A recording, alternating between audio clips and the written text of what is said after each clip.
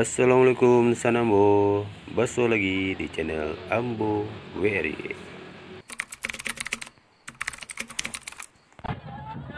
Kali ini Ambo sedang berada di Nagari Batu Tabak, Kecamatan Batipu Selatan, Kabupaten Tanah Datar. Keramaian yang sedang kita lihat sekarang yaitu persiapan untuk berarak talam pada acara pembukaan Galundi Singkarak Festival yang kedua. Dan itu masih merupakan rangkaian dari kegiatan satu event satu nagari dari Festival Budaya Tanah Datar.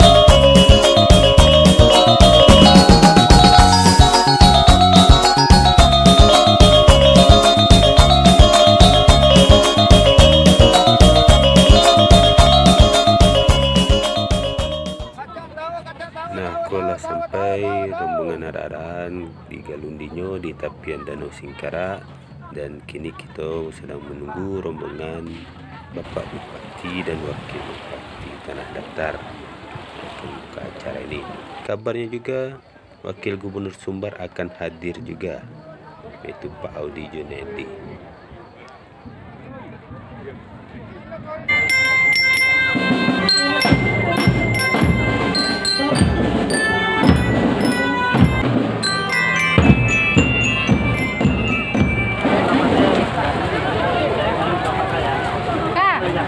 Betul kan kami banyak, betul lah kamu dulu.